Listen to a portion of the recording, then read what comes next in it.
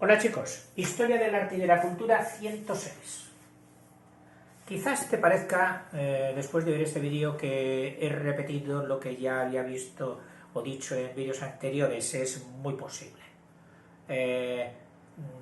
Esta autora tiene la técnica, la estrategia de ir dando pasadas sobre los mismos temas y cada vez con más profundidad para que la materia quede mejor enroscada, más sujeta.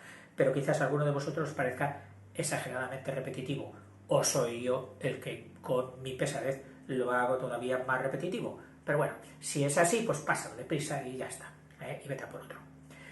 Dice, otras órdenes monásticas, es decir, además de las de San Benito, nos va a hablar de otras órdenes monásticas, pero que nacen de ella. Cluny y el Cister, dos grandes nombres. Cluny y el Cister.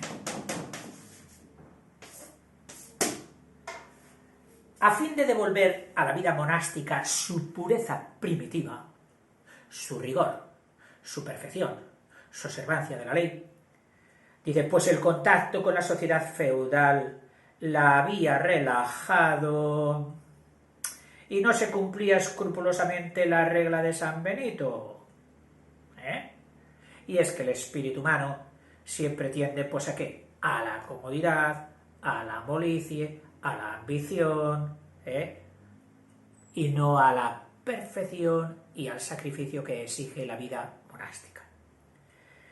Se hicieron dos grandes reformas de la orden benedictina, la del Cluny en el siglo X, cuyo centro fue el monasterio de Cluny, con el mismo nombre, en Borgoña. A estos monjes se les llamó cluniacenses. Cluniacenses.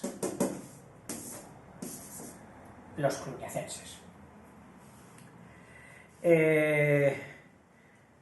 De ahí, precisamente de ese monasterio de Cluny, saldría más adelante la extraordinaria figura de Gregorio VII, que fue importantísimo en aquella época por las reformas y por la dirección que dio a la Iglesia.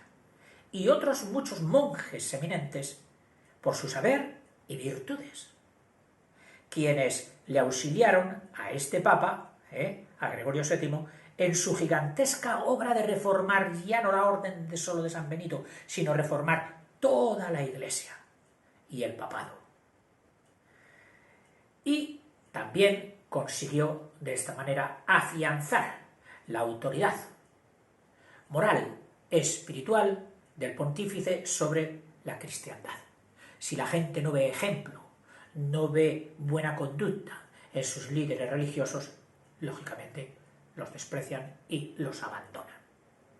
Y Gregorio VII logró convencer a la cristiandad de que él estaba por la faena de la espiritualidad y de la cristiandad.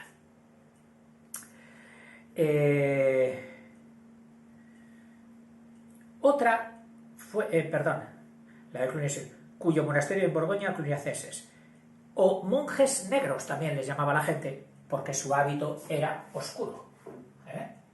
Monjes negros. Verás por qué, en contraposición a los que vendrían luego.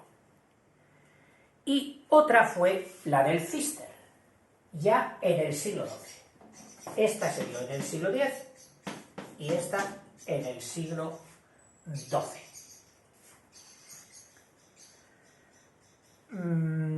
Que fueron los cistercienses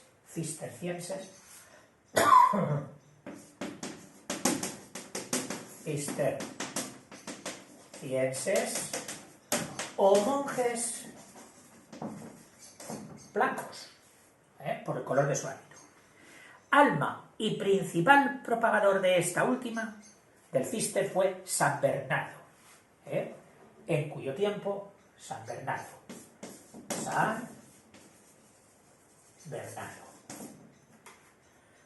en cuyo tiempo volvía a tener gran prestigio y florecimiento la vida monástica, que dejó sentir su influjo benéfico hasta por las más apartadas regiones de Europa.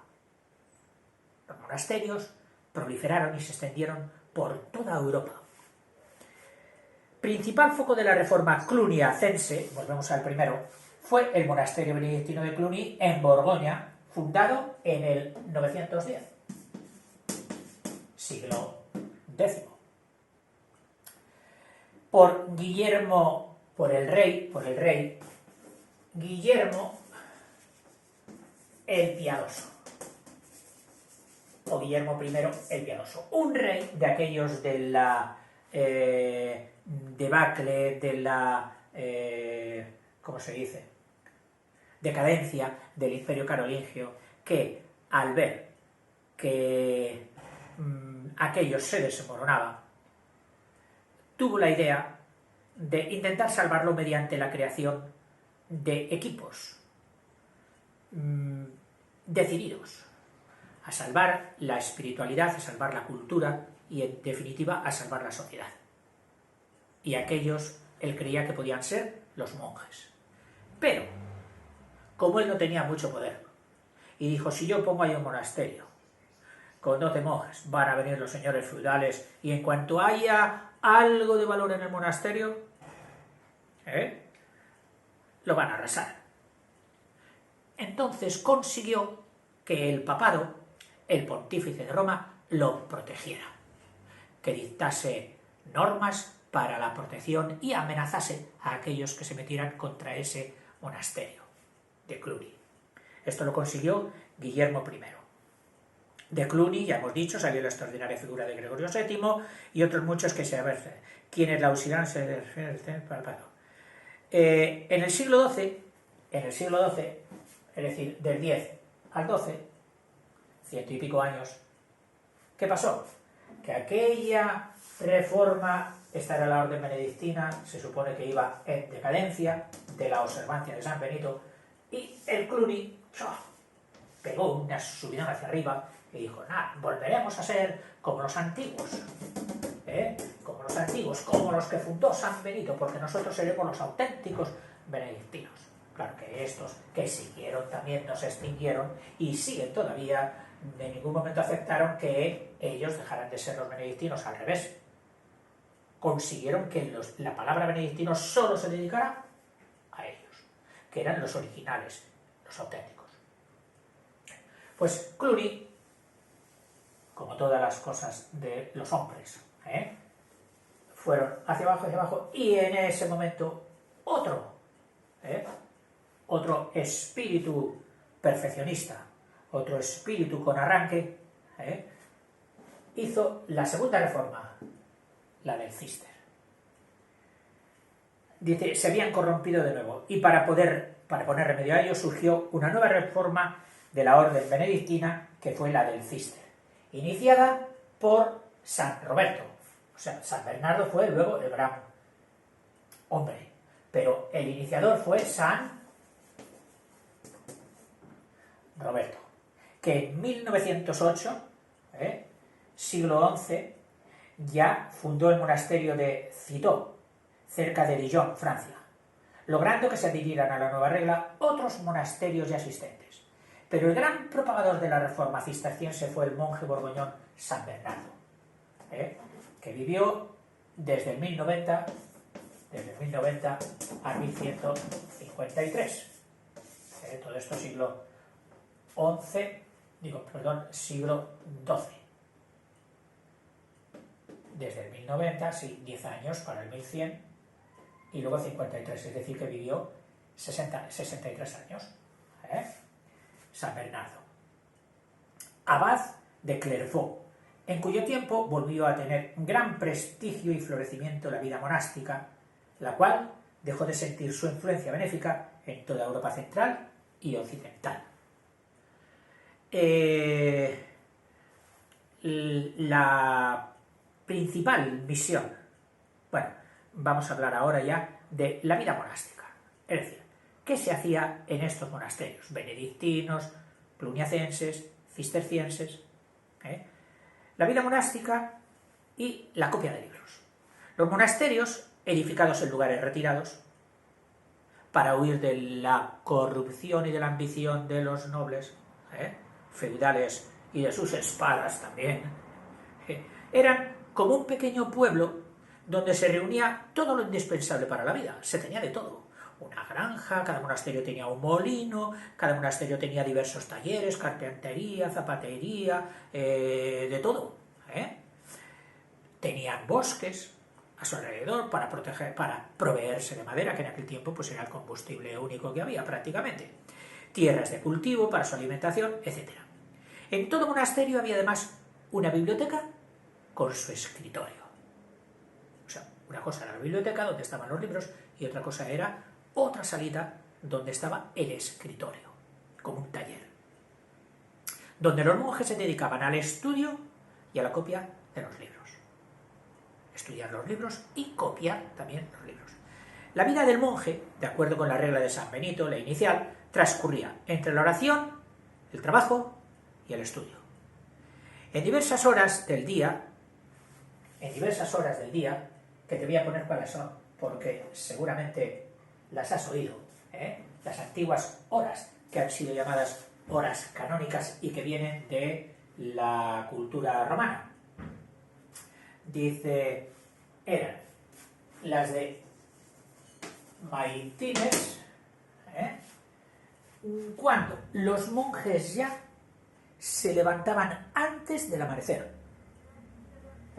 ¿Te acuerdas de esa canción, ese canon que dice frere ya que dormez-vous, son el matine?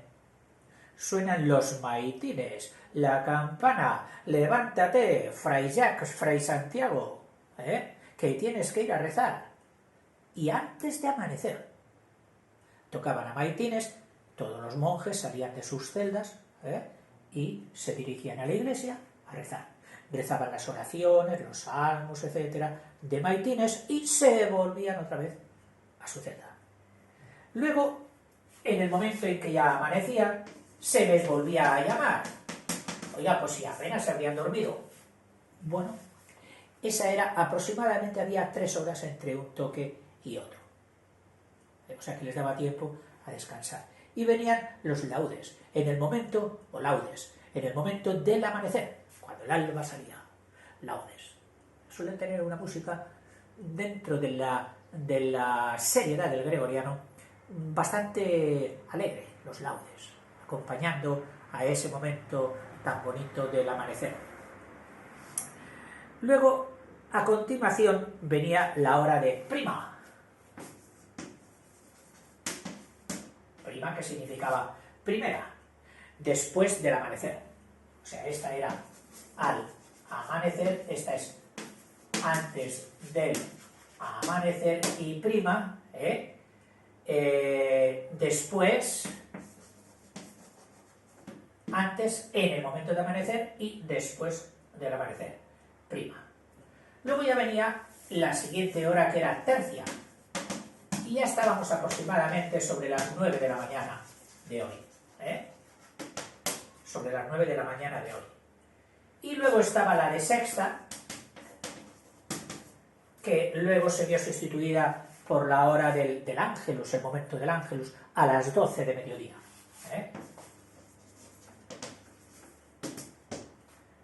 Mediodía. Maitines, prima, tercia, sexta, nona, vísperas y completas. Luego, ya por la tarde, venía nona, vísperas y completas. Fíjate, todos estos eran los momentos de rezo en un monasterio. Y entre rezo y rezo, las distintas actividades. O sea, la vida del monje estaba hecha para la oración. Y entre oración y oración, trabajo o estudio. Porque el estudio también es trabajo. ¿Sí o no? Bueno, se le ha dado también demasiada seriedad al estudio. Si el estudio puede ser divertidísimo.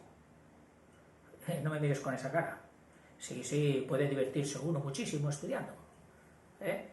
Depende cómo se enfoque, depende de tu espíritu, de tu actividad. Puede ser divertido.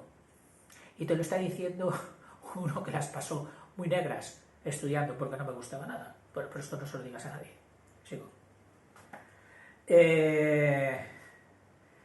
Dice, los monjes se reunían para realizar en común sus plegarias y cantos. El resto de día lo dedicaban al trabajo. Algún día te cantaré un poquito de gregoriano, que es muy bonito.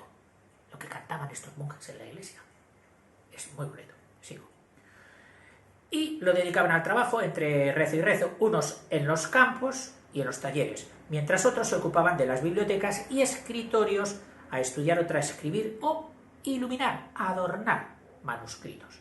En cada monasterio también había una escuela. O sea, que podías ser profe si querías, porque había una escuela. Y tú dirías, yo me apunto a la escuela. En las escuelas monásticas, que así se llamaban, se instruían los futuros monjes, los que entraban jovencitos y decían, yo quiero ser monje. Vale, pues primero a estudiar, chico. Sigo. Y los escasos seglares, los poquísimos seglares, que deseaban ilustrarse y manifestaban interés por aprender a leer, a escribir, que eran poquísimos. Sigo. La enseñanza y la copia e iluminación de manuscritos fueron las labores más meritorias realizadas en los monasterios en pro de la cultura. O sea que, dentro de lo que cabe, apreciamos que eran tareas secundarias, no de creación. Este periodo no hizo grandes obras, no tuvo grandes autores.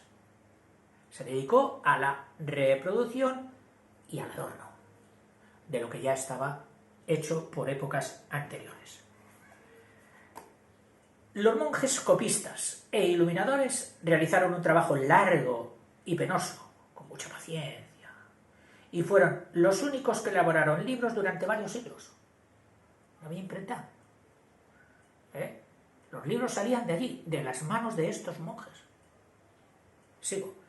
Dice, durante varios siglos, hasta que surgieron los copistas laicos, es decir, ya no monjes, a fines de la Edad Media. Trabajaron sin descanso durante largas horas en los escritorios, sentados ante unos pupitres inclinados sobre los cuales descansaban las hojas de pergamino. ¿Sabes lo que es el pergamino, no? El pergamino es la piel de corderito, finita, y que una vez pulida y seca adquiere una textura que soporta muy bien la tinta y que luego tiene larga durabilidad. Es decir, que no se pudre, que no es víctima de las bacterias o de los mohos. A veces, o muchas veces, esos pergaminos se les había recortado de su forma de piel irregular, se les había recortado en láminas rectangulares que luego eran ensambladas formando libros. Y de las que todavía quedan esos libros, muchos en nuestras iglesias, y que tenemos que proteger y cuidar. Libros con hoja de pergamino, preciosos. Y el contenido, la música escrita en los famosos tetragramas, 4 rayas, en que se escribía el gregoriano, con las letras iniciales pintadas, adornadas, es una vista y es un objeto realmente extraordinario y muy evocador de toda una época. Los copistas, de vez en cuando, dejaban espacios libres que llenaban los iluminadores o miniaturistas, con hermosas iniciales, las letras primeras, de bello colorido, formadas por combinaciones de flores, hojas, figuras humanas o de animales. Y se les llamó miniaturistas, ya lo sabes, que creo que lo hemos dicho en otras ocasiones, porque utilizaban el color rojo del minio, que es un componente de plomo. Muy bonito, es muy antioxidante, hasta hace poco lo hemos estado utilizando para dar a los hierros antes de pintarlos, una capa de minio que les protegiera del óxido, pero que, dado que todo lo que contiene plomo tiene un riesgo de que vaya a parar a nuestra alimentación y es luego motivo de cáncer, hay que tener mucho cuidado con todo lo que contenga plomo. Cañerías que había de plomo se han ido quitando, escudillas o platos que fueron de plomo en la antigüedad de las legiones romanas. A algunos le han echado la culpa a aquellas escudillas de que fueran una causa importante del declive del Imperio Romano. No sé yo hasta qué punto podría ser cierto, aparte de otros factores, pero que no suelen ser nombrados. Pero esto de las escudillas fue famoso. Incluso esto del minio ha sido cogido como argumento de algunas novelas que últimamente tuvieron mucha fama sobre estos monasterios antiguos, porque mezclan pues muchas cosas, un poco de terror, de miedo, de esoterismo, y hacen una mezcla estos autores que a veces también no dan una imagen completa o cierta de lo que fue aquella época, de forma que quien solo tenga la idea de aquella época por el libro o por la novela que ha leído, que desconfíe un poquito de que el autor, para novelar, es decir, para dar interés, ha tenido que meter muchas cosas de su cosecha que hasta cierto punto no fueron ciertas ni eran exactas en aquella época. Y por supuesto, lo que no podemos nunca hacer es lo que estos autores de novelas medievales hacen a veces, que es juzgar a aquella sociedad y a aquellas personas y a aquellas conductas con los criterios, con los prismas de hoy. Y eso es poco ético. Eso es poco ético. Claro, tú te permites juzgar la alquimia de entonces sabiendo ya lo que sabemos hoy del átomo y de la bomba atómica. Tú te permites juzgar la alimentación de entonces sabiendo todo lo que sabemos hoy de la producción de alimentos y tal. Claro, es muy fácil subirte al estrado de la tecnología y desde allí repartir bendiciones o maldiciones sobre todo el pasado. No. Si quieres ser objetivo, tienes que imaginarte y ponerte, ser empático, eso que se utiliza tantas veces, o la empatía. Bueno, pues también tienes que ser empatía con la gente de aquellos momentos. Y ponerte en el lugar de lo que sabían y solamente de lo que sabían, no de lo que sabes tú ahora.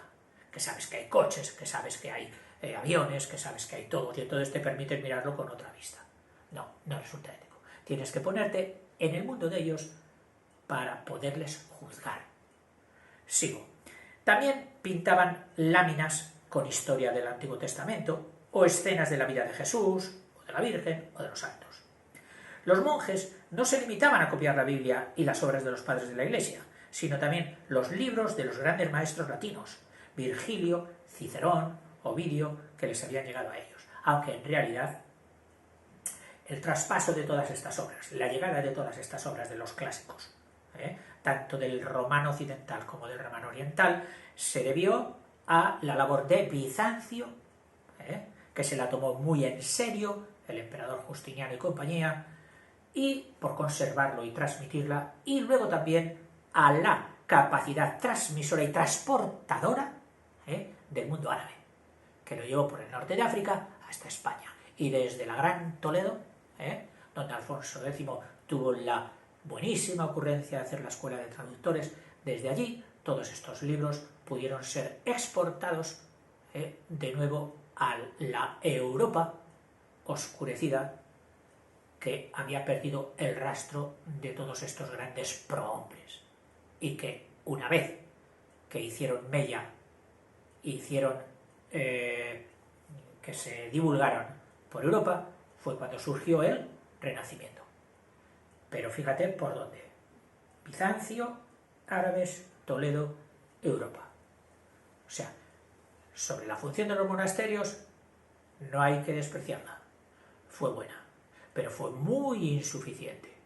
No hubiera sido nunca no se hubiera dado nunca el resurgimiento del Renacimiento sin la acción conservadora del Imperio de Oriente, de Justiniano, el transporte de los árabes y la expansión y de Toledo hacia toda Europa. Ellos salvaron, dice aquí, la antigua cultura latina, que ya te lo acabo de poner yo en entredicho, no quitándoselo, pero dando su auténtica dimensión en esta tarea. Al mismo tiempo que Bizancio, ¿ves?, aquí sí que lo dice, que Bizancio salvaba la cultura greco-oriental, no solo la greco-oriental, sino también la romano occidental. Y ambas pudieron llegar hasta el siglo XV, en que serían fijadas por la imprenta de Gutenberg y harían posible el gran resurgimiento cultural llamado Renacimiento, previo paso por la divulgación cultural que hicieron los árabes desde España. Bueno, los árabes cristianos o los cristiano-árabes desde España, porque Alfonso X, ya sabes que contrató a lo mejorcito del mundo en cuestión de traducción, y contrató a árabes, judíos, cristianos, de cualquier parte del mundo, todo lo mejor, él lo fichó, hizo un super equipo, algo muy constante en la sociedad humana. Cuando alguien quiere hacer algo, ficha a lo mejor de lo mejor, sea de donde sea. No cuando hay intereses culturales reales, no se atiende a la sangre. Es que es mi primo, dale un puesto ahí, es que es mi sobrino, dale otro puesto, es que este es de mi tierruca, este es de mi paisano mío, mételo ahí. No. Así la cultura, cuando se quiere hacer cultura, cuando se quiere propagar cultura, hay que atender solo a la capacidad de las personas contratadas, no al parentesco. Solo lleva a la endogamia y al derrumbe cultural. En fin, y hasta aquí podemos hacer ya un alto para pasar al tema siguiente, que será la enseñanza. La enseñanza, mi profesión, también la tuya. Hasta luego.